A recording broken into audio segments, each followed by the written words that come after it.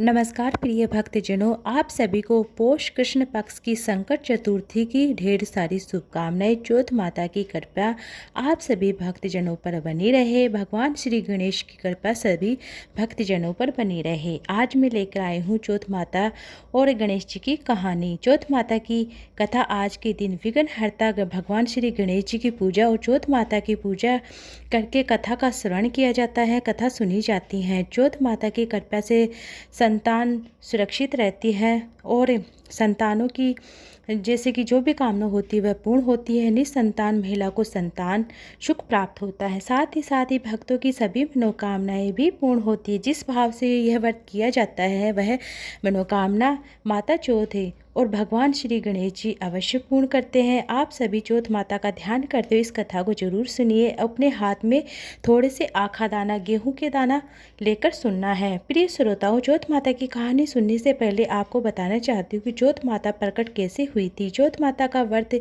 संतान और पति की लंबी आयु की कामना के लिए किया जाता है। अलग अलग माह में अलग अलग चौथ माता आती हैं और जैसे बड़ी चौथ होती है वह 3-3 महीने से आती हैं। जैसे कि भादवा की चौथ है, कार्तिक की चौथ है, माघ की चौथ है और भाद्रपद की चौथ है। इस तरह से बड़ी बड़ी चौथ आती है और हर महीने में चौथ चतुर्थी तिथि आती है। जो कृष्ण पक्ष की चतुर्थी तिथि होती है उस दिन चौथ माता का 12 महीने की चौथ माता की व्रत कथा सुनी जाती है, जो 12 महीने चौथ का व्रत करते हैं। अब मैं आपको बताना चाहती हूँ चौथ माता का प्राकट्य है।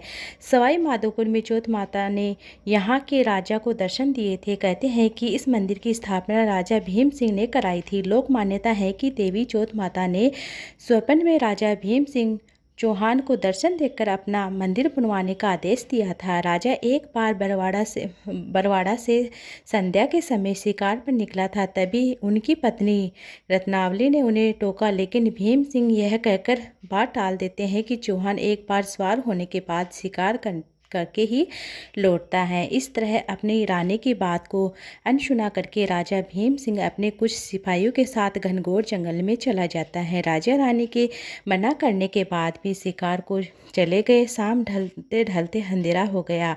एक हिरण देखा, सभी उस हिरण का पीछा करने लगे। थोड़ी देर में रात हो गई और रात होने के बावजूद भी भीम सिंह हिरण का पीछा करते करते घोर जंगल में जा पहुंचा। धीरे धीरे वह हिरण भीम सिंह की नज़र से ओझल हो गया और तब तक राजा के पास सैनिक भी रास्ता भटक चुके थे। राजा अब सैनिकों से बिछड़ चुका था, अकेला हो गया था। राजा विचलित हो गया था। अब उससे भटकते भटकते बहुत सारे जोर से भूख लग गई थी, प्यास लग गई थी। प्यास के मारे उसका गला सूख रहा था। उसे उधर उधर पानी की तलाश की, लेकिन पीने का पानी कहीं नहीं मिला, जिससे वह प्यास से मूर्छित होकर जंगल में गिर जाता। अब मूर्छित अवस्था में भीम सिंह को पांचाला तलहटी में चौथ माता की प्रतिमा दिखने लगी। कुछ देर के बाद उन्होंने देखा कि भयंकर बारिश होने लगती है और बिजली कड़क रही थी। मूर्छा टूटने पर राजा को अपने चारों तरफ पानी ही पानी नजर आया। घनघोर जंगल में कोई भी नहीं था। तभी ये चमत्कार हुआ कि वहां पर पानी आ गया। राजा ने पहले पानी पिया, फिर वही अंधकार भरी रात में एक दिव्य और कांतिमान बालिका पर उनकी नजर पड़ी। वह कन्या उस समय खेल रही थी। राजा ने इस कन्या को इस भीषण वन में देखा तो पूछा कि बालिके, तुम इस जंगल में अकेले क्या कर रही हो? तुम्हारे माँ बाप कहाँ हैं? कन्या ने तोतली वाणी में कहा कि हे राजन, तुम बताओ कि तुम्हारी प्यास बुझी कि नहीं। ऐसे कहकर वह कन्या अपने असली देवी के रूप में आ जाती है। तब राजा उनके चरणों में गिर जाता, कहने लगता है, हे आदि शक्ति महामाया, मुझे आपसे कुछ नहीं चाहिए। अगर आप मुझ पर प्रसन्न है तो हमारे प्रांत में हमेशा निवास करे। तब यथास्तु कहकर देवी अदृश्य हो जाती है। राजा उनकी जगह पर वहाँ चौथ माता की एक प्रतिमा मिली। उसी चौथ माता की प्रतिमा को लेकर राजा बरवाड़ा चला जाता है। बरवाड़ा पहुँचते ही राजा ने राज्य में पूरी खबर पहुँचा दी कि तब पुरोहित की सलाह से 1451 में बरवाड़ा की पहाड़ी पर चोटी पर माँ कृष्ण चतुर्थी को विधि विधान से उस प्रतिमा को मंदिर में स्थापित कराया। ऐसा कहा जाता है कि तभी से आज तक इसी दिन यहाँ चौथ माता का मेला लगता है। संकटची चतुर्थी का व्रत रखा जाता है, करवा चौथ का व्रत रखा जाता है, तिलका चौथ का व्रत रखा जाता है। और यह चौथ व्रत अपने पति की लंबी आयु के लिए, संतान की लंबी आयु के लिए, संतान के सुखी सुखद भविष्य जीवन के लिए किया जाता है। यह मंदिर विशेष तौर पर विवाहित जोड़े के लिए सुहागिन स्त्रियां करवा चौथ का त्यौहार अवश्य मनाती, अपने सुहाग की रक्षा के लिए प्रार्थना करते हैं। ऐसी मान्यता है कि चौथ माता देवी माता पार्वती का ही एक स्वरूप है, गौरा का ही एक स्वरूप है। इनकी पूजा करने से अखंड सौभाग्य का वरदान मिलता है, आशीर्वाद मिलता है। साथ ही दाम्पत्य जीवन में सुख समृद्धि आती है, परिवार के सभी सदस्य सुखी और निरोगी रहते हैं, संतान की उम्र लंबी होती है। चौथ माता की कृपा से परिवार में कभी कोई विपदा नहीं आती है। अब सुनिए चौथ माता की प्राचीन कथा। प्राचीन समय की बात है, एक बार एक सेठ सेठानी थे, उनके एक बेटा बहू थी। बहू सबको भोजन कराती, फिर स्वयं भोजन करती थी। उनकी एक पड़ोसन थी जो रोज़ बहू से पूछती, तुम क्या खा कर आई हो? बहू कहती कि ठंडो बाशो खाकर आई हूँ। पति ने ऐसा सुनकर विचार किया कि आज तो पकवान बनाए थे, फिर भी मेरी पत्नी ऐसा क्यों कहती है? उसने तरह तरह के पकवान खाए हैं, घर के सभी लोगों ने एकदम से ताज़ा शुद्ध भोजन किया है। आज भी पड़ोस ने पूछा, बहू ने वही बताया कि ठंडा बादशाह खाकर आई हूँ।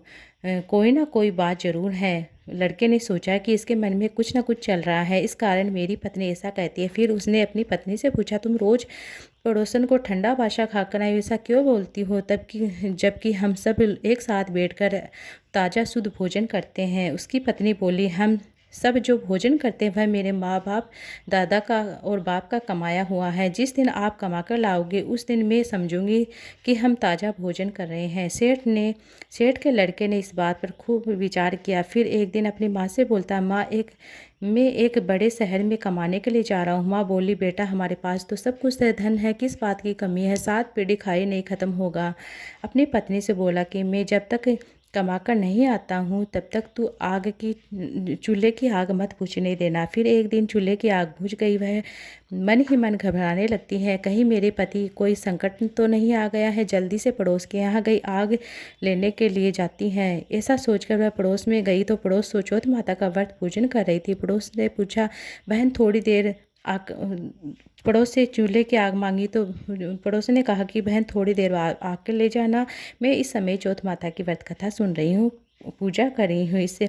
तो बहू ने पूछा कि पड़ोसन से पूछा कि आप व्रत क्यों करती हो, इसके करने से क्या फल मिलता है? पड़ोस बोली, चौथ माता की इस व्रत को करने से अन्न धन लक्ष्मी और अपनी मनोकामनाएं पूर्ण होती है। पति विदेश गया तो अति शीघ्र बाहर से आ जाता है। बहू की चौथ माता का व्रत करने लगी और दीवार पर चौथ माता बनाती। उस दिन गुड़ का चूरमा बनाकर रात को चंद्रमा को अर्घ्य देकर भोजन करते। ऐसा करते करते उसे बहुत दिन बीत गए थे।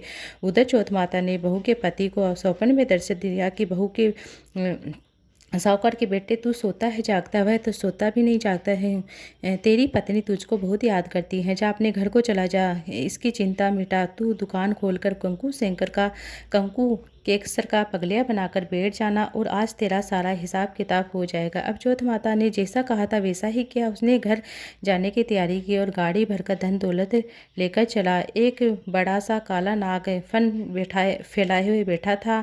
बोला, आज मैं डसूंगा, कोई भी आएगा उसी को डसूंगा। तो मुझे डसना होगा, छोड़ूंगा नहीं, तेरी उम्र पूरी हो गई है। सेठ का लड़का बोला, आज चौथ माता ने मुझे सपना दिया है, मैं अपनी पत्नी से मिलकर आ जाऊंगा। वहाँ मेरी पत्नी मेरा इंतज़ार कर रही होगी, बहुत चिंता कर रही होगी। मैं उससे मिलकर वापस आ जाऊंगा, तब तू मुझे ढस लेना। बोला, तू अगर शपथ देकर जाता है तो तब मैं तुझे छोड़ दूंगा, तू लौट कर नहीं आएगा तो मैं तुम्हारे घर आ जाऊंगा तो डस लूँगा। इस प्रकार साहूकार कहे बेटा सांप को वचन देकर चला जाता, अपने घर को जाता है, सभी से हंसी खुशी से मिलता है, भोजन करता है, फिर एक कोने में उदास होकर बैठ जाता। उसकी पत्नी ने पूछा, उदास क्यों बैठे हो, क्या बात है? पति ने काले नाग की बात बता दी। कहा, अगर मैं उसके पास नहीं जाऊंगा तो वह घर आकर मुझे डसेगा। पत्नी बहुत चतुर थी, बोली, आप घबराओ नहीं, लेट जाओ, मैं एक उपाय करती हूँ। पत्नी ने कमरे की 7 पीढ़ियाँ सजोई। पहली पीढ़ी पर धूल बिछाई, और दूसरी पीढ़ी पर इत्र, तीसरी पीढ़ी पर गुलाब फूल, चौथी पीढ़ी पर कंकु केसर, 5वीं पीढ़ी पर लड्डू पेड़े और छठी पीढ़ी पर गादी गलीचा, 7वीं पीढ़ी पर दूध से भरा हुआ कटोरा रख दिया। इस प्रकार वह 7 पीढ़ी सजाकर बैठ गई। आधी रात होते वह नाग आकर पहली पीढ़ी पर देखता है, ठंडी ठंडी रेत में लौटता है। कहने लगता है कि सेठ की बहू ने आराम तो बहुत दिया है, लेकिन क्या करूँ, वचन का बंधा हुआ हूँ, इसलिए डसूंगा तो सरी। इस प्रकार 7 सातों पीढ़ियाँ पर वह आराम करता हुआ जाता है। कहता है कि डसना तो पड़ेगा, क्या कुवचन दिया है उसे नहीं बचा सकता। अगर कर्म और व्रत पूजन फिर कौन मानेगा। तब अब चौथ माता और गणेश भगवान विचार करते हैं, अगर हम इसे साहूकार के बेटे को नहीं बचाए तो हमें इस संसार में कोई नहीं मानेगा। अब चौथ माता और गणेश भगवान विचार करते हैं, चंद्रमा विचार करते हैं, साहूकार के बेटे को बचाने का विचार करते हैं। चंद्रमा ने उजाला कर दिया, चौथ माता ढाल बन गई, गणेश जी ने तलवार लेकर नाग को काट दिया, ढाल से ढक दिया। बहू थकी हुई थी, वह भी सो गई और सुबह हो गई।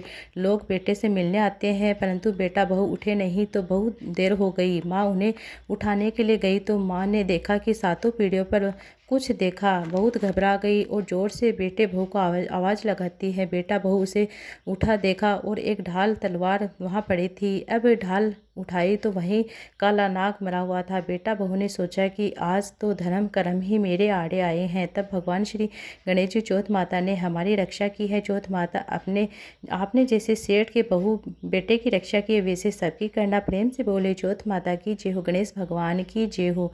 अब गणेश जी की अन्य कथा सुनते हैं। एक बार गणेश जी ने पृथ्वी लोक के मनुष्य का विचार लेने के लिए गए। वे अपना रूप बदल के गए, पृथ्वी पर भ्रमण करने लगे। उन्होंने एक छोटे से बालक का रूप बनाया और एक चावल में मुट्ठी में चावल और चम्मच में दूध ले लिया और दूसरे हाथ में मुट्ठी में चावल ले लिए। कहे कि मुझे इसकी कोई खीर बना दो, इसकी कोई खीर बना दो। किसी सब ने मना कर दिया, क्या इसकी खीर बनेगी, कोई मेरे लिए कोई खीर बना दो, कोई मेरे लिए खीर बना दो। किसी का ध्यान नहीं गा, बल्कि एक बुढ़िया थी, बल्कि हंस रहे थे। एक गांव में एक दूर जाता है, एक बुढ़िया थी। बुढ़िया बोली, ला बेटा तेरी मैं खीर बना देता हूँ। गणेश जी लगातार घूमते रहे। उसी गांव में बुढ़िया शाम के समय अपनी झोपड़ी के बाहर बैठी हुई थी। तभी गणेश जी वहाँ पुकारते हुए निकलते हैं, कोई मेरी खीर बना दो, कोई मेरी खीर बना दो। बुढ़िया बहुत कोमल हृदय वाली थी, उसने कहा क्या बेटा मैं तेरी खीर बना देती हूँ। गणेश जी वहीं रुक गए।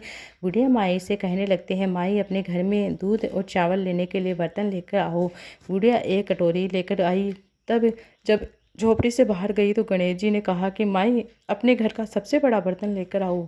बुढ़िया कहने लगती हैं, बेटे यह इतना सा दूध है, वह तो पेंदे में रह जाएगा। थोड़ी झुंझकार हटती हुई वह फिर बड़ा बर्तन लेकर आती हैं। जैसे ही चम्मच वाला दूध डाला तो वह पतीला भर गया और बुढ़िया ने आश्चर्य की सीमा नहीं रही। उसने देखा कि दूध से भी पतीला भर गया है। वह हैरान रह गई। एक के बाद बुढ़िया माई बर्तन झोपड़ी से बाहर लाती गई और गणेश जी उसमें दूध भरते गए। इस तरह बुढ़िया माई के घर में सारे बर्तन दूध से भर गए और गणेश भगवान ने बुढ़िया माई से कहा कि मैं स्नान करके आता हूँ, तब तक तुम खीर बनाकर तैयार रखना, मैं वापस आकर खा लूँगा। बुढ़िया माई ने पूछा, मैं इतनी सारी खीर क्या करूँगा। तब गणपति जी बोले, माई आज सारे गांव को दावत पे बुला लेना। तो बुढ़िया माई ने बड़े प्यार से मन लगाकर खीर बनाई। खीर मीठी मीठी भीनी अच्छी खुशबू वाली चारों तरफ फैल गई। खीर बनाने के बाद हर घर में जाकर खीर खाने का न्योता देने लगी। बुढ़िया माई ने निर्णय की। ये बात माई की बातें सुनकर गांव ने सभी लोग उस पर हंसी उड़ाते हैं। वही बुढ़िया माई के घर में खाने का दाना नहीं है, ये हमको कहाँ से दावत देगी। लेकिन गांव के लोगों को कौतूहल हुआ। खीर की खुशबू से सब लोग खींचे चले आए। देखते ही देखते सारा गांव बुढ़िया माई के घर में इकट्ठा हो गया। बुढ़िया माई की एक बहू भी थी। जब बुढ़िया माई की बहू को दावत की बात पता चली तब उसने सबसे पहले वहाँ पहुँच गई और से खीर से भरे हुए पतीले को देखा। जब देखा तो उसके मुंह में पानी आ गया। वे बड़ी जोर से भूख लग रही थी। उसने एक कटोरी में खीर रखी और दरवाजे के पीछे होकर वह खाने लगी। इसी बीच एक छिटा गिर गया। गणपति जी को भोग लगाया। इससे वह प्रसन्न हो गया। अब तो पूरे गांव में खाने की दावत।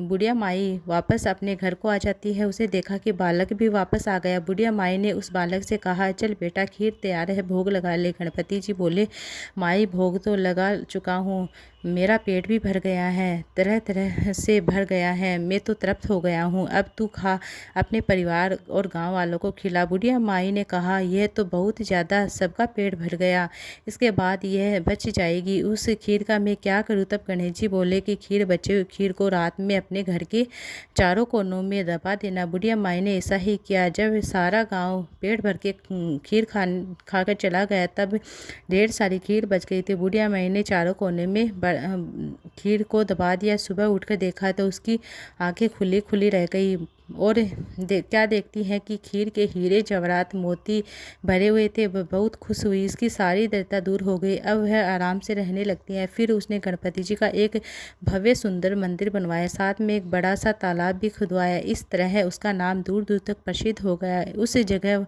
वार्षिक मेले लगने लगे तो लोग गणेश भगवान की कृपा प्राप्त करने लगे। उस स्थान पर पूजा करने मान्यता मानने के लिए आने जाने गणेश जी का व्रत अनुष्ठान करने लगा। सबकी मनोकामनाएं पूर्ण करने लगे। हे गणपति भगवान, इस कहानी को कहने वाले सुनने वाले हुंकारा भरने वाले सभी की कृपा सभी पर कृपा बनाए रखना, सभी की मनोकामनाएं पूर्ण करना। ये थी गणेश चौथ माता की कथा।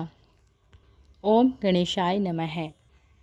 करुणा की मूरत संकट हरणी माता का अद्भुत मान श्रद्धा से जो भरे चौथ माता होवे सदा कल्याण। धूप दीप संग थाल सजा ममता का दरबार। चौथ माता की कृपा मिले मिटे दुख हर बार। आप सभी पर चौथ माता का आशीर्वाद सदैव सर्वदा, भगवान श्री गणेश का आशीर्वाद सदैव सर्वदा बना रहे।